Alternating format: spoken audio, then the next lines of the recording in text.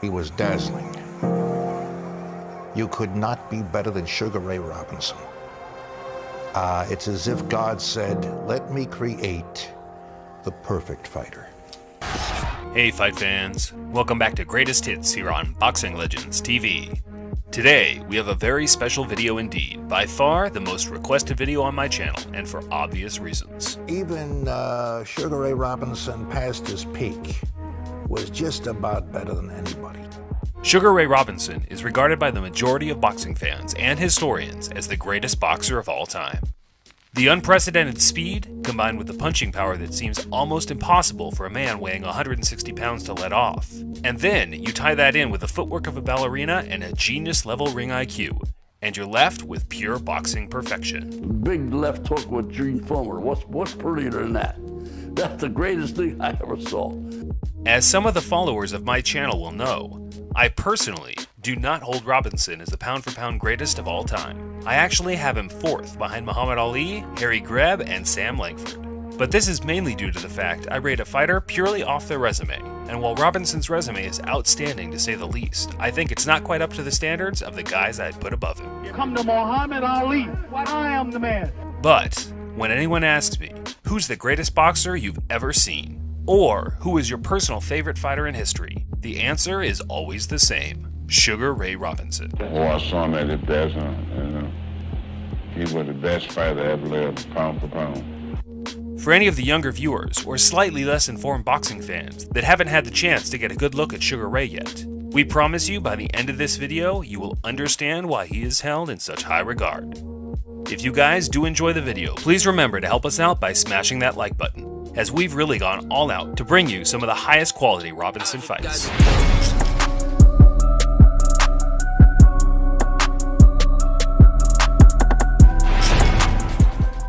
Before turning professional in 1940, Robinson had an amateur career spanning 85 fights, and yes, he won them all. Most by knockout, scoring a staggering 69 with 40 in the first round. Not a bad way to announce yourself in the professional ranks. Unfortunately, as some of you may know, the first 10 years of Robinson's career was either not filmed, or film had been badly damaged beyond repair. Which just seems almost criminal when you glance over the resume and take a look at some of the great Hall of Fame boxers he beat in that time. The list includes Sammy Angut 3 times, Fritzy Zivik twice, all-time great Henry Armstrong, and of course, the epic 5-fight series with Jake LaMotta, where we saw Robinson lose his first and only bout in 132 fights. Just an absolutely stunning number, considering the fighters he was competing against on a regular basis. In that time, he won the welterweight and middleweight world title. And bear in mind, there was only one recognized champion in each weight division, unlike the ridiculous amount of belts that people hold today. Take your little belt home and hold your trousers up. That's all that's good for. You ain't got no good belts, man. I've got the best belts. I've got the best. I'll be fighting for a WBO as well. So what's that? That's an international. I'll tell you what I've done. I won the WBO International Continental, what you want to call it. I ain't even got the belt yet for it, because I don't want it. Fortunately, Robinson's talent was being recognized beyond the American border, and in 1950 he decided to venture out and display his talent across various European countries.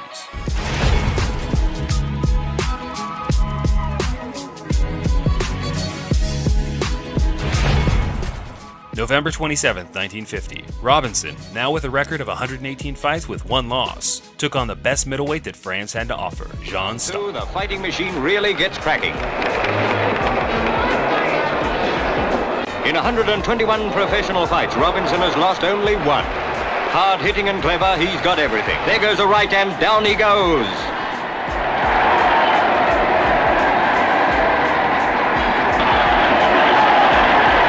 He's right. But judging by what we've seen, the other guy ought to get the long end of the purse. He'll need it for repairs. December 9th, 1950. Just a little over a week from his previous contest in France, Robinson ventured over to Belgium, where he obliterated the Dutch champion Luc Van Dam in 4 rounds. That's the trouble. And here he comes as Sugar Ray Robinson gets in a killer. Van Dam's return to action is purely technical. Just a moment till Sugar is ready. And there it goes. And Van Dam has had it. They never come up when they go down like that. Just 7 days later, on December 16th, 1950, Robinson was keeping himself busy and wiped the floor with French contender Jean Walzac, this time fighting in Switzerland. If you weren't counting, that's 3 fights in 3 different countries in 19 days. Blows. Walzak fights back, but there's no answer when Sugar Ray starts punching. Robinson avoids. Walzak follows, but a hard right to the stomach and whoosh! Did you see that uppercut? The Frenchman is game, but he's no match for the greatest fighting machine of the day. Round 6. Walzak is groggy now, ripe for the kill. A right and a left to the chin, and Walzak is down again. Before heading back to America, Robinson destroyed the German middleweight contender Hans Stratz in his hometown of Berlin as a little Christmas present on December 25, 1950.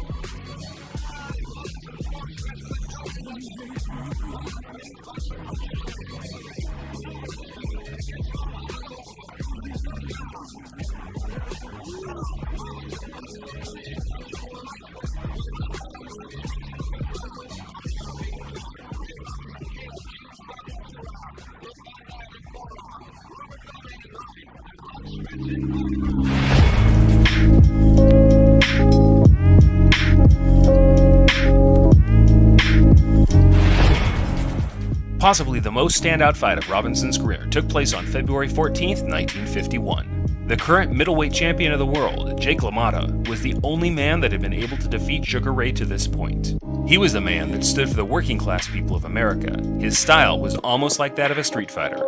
He had the will to win and a chin made of pure iron. Plus, his previous contest with Robinson had always made for good viewing up to this point. But this fight, known as the St. Valentine's Massacre, was just about one of the most hellacious beatings ever seen in a boxing ring. Robinson had one goal from the opening bell, and that was to seek and destroy. By Jake LaMotta, Robinson has got it back. Look at this shot! Oh, great foot left to head. He wants the fight, and he nails it to the body, bangs the wrist, back upstairs. Look at Ray Robinson! What a terrific boxer! Look at the shots he's landing. This has turned out to be a broken round. Poor Jake LaMotta, who tumbles into the rope. Wants to hold the left hand high, but he can't. Look at him bang those ribs again. Oh, I can feel it myself. Oh, another one right at the top of the rope. He does not want. Look at these shots. He's being hit at will by the great welterweight champion, who's about to become the middleweight champion of the world, I believe. Look at the shots being landed at will because of pulsing. Oh, look at that right hand. What a shot. The Burr wants to stop the fight, and he has stopped it. It's all over.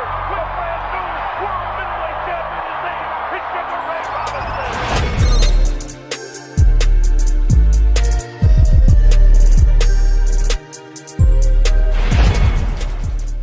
July 10th, 1951. Robinson finally met his match in the ring. The British European middleweight champion Randolph Turpin had no thoughts about letting Robinson steamroll him as he had all the other European fighters while on his second tour of Europe. Robinson had traveled back to France, Belgium, Switzerland, and Germany, but it was his first trip to England where he suffered his first defeat in 91 fights. In what would be a very scrappy contest from the opening bell, Turpin neutralized Sugar Ray's offense by tying him up close and landing hard shots on the inside for 15 rounds. The two men affectionately embraced after 15 hard-fought rounds. At this time in his career, Robinson was a mainstream celebrity in America. His loss against Turpin was big news and had people questioning whether he would ever get back to his best. I promise you all I'll do the best that I can to bring the middleweight championship back here in America again. But as all great champions do, he wasted no time rematching Turpin and set the record straight as he scored a 10th round knockout. Rounds 6 and 7. Robinson, although bleeding badly from a cut over the eye, won rounds 8 and 9. An explosive combination hurts Turpin. A crushing right hand sends Turpin to the canvas here in round 10. Referee Goldstein is watching the action closely and steps in to protect Turpin from receiving further punishment. Sugar Ray has done it. Robinson has regained the middleweight title by stopping courageous Randy Turpin. I'm very happy to have regained the middleweight championship of the world.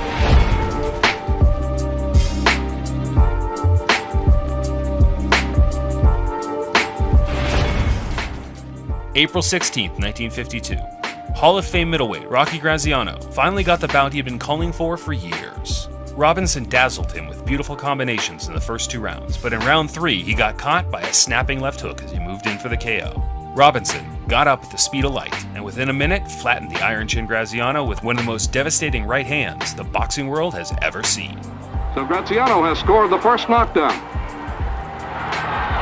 And There goes his mouthpiece, and Graziano hits the canvas. 2, 3, 4, 6, 7, 8, 9, 10.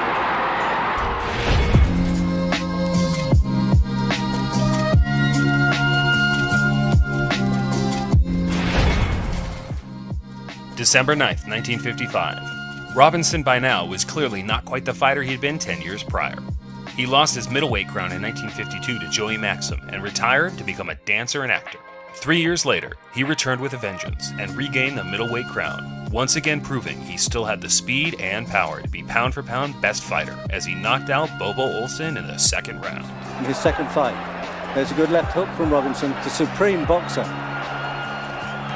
Added to that, he's got a great punch. The great left hook from Robinson, another left hook, and Olsen's over. He's flat on his back. The referee takes up the count.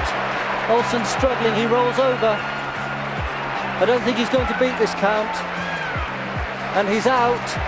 Sugar Ray Robinson, at 35 years old, has regained the World Middleweight Championship.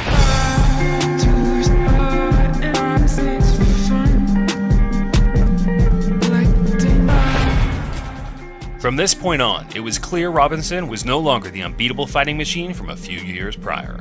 But if his career would have started here, he still would have went down as one of the all-time greats. He lost and won back his crown to Gene Fullmer, scoring a knockout in the rematch that went on to be known as the Perfect Punch. His fifth-round knockout of Fullmer was called the Perfect Punch. But he was so smooth, if you do something wrong, you would counteract it. Big left hook with Gene Fullmer. What's prettier than that? That's the greatest thing I ever saw. Later, he lost and regained his title once again, this time to the hands of Carmen Basilio, in what were both great fights where both men won by very narrow decisions.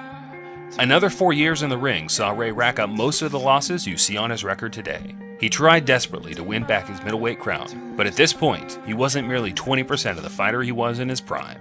Sugar Ray hung them up for good in 1965 after losing a decision to Joey Archer. The crowd recognized and loved Robinson for all the great fights he'd put on in his 25-year career, and the beautiful send-off was enough to bring a tear to anyone's eye. 1 month after his final bout, thousands recalled the way it had been, with a tribute to a native son. At long last, Sugar Ray took a final bow. Bert Sugar. One time at the old garden, I overheard a father and son talking. The father was pointing at the garden marquee and telling his son, "That's the greatest."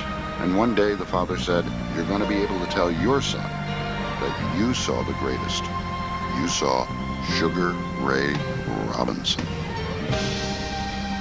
Ray Robinson, April 12, 1989. He was 67. Whenever he fought, the world had a way of standing still. The center of the ring belonged to him. Though his journey through life was a perilous adventure, his place in his sport is permanent. He has been judged the standard by which all boxers are measured.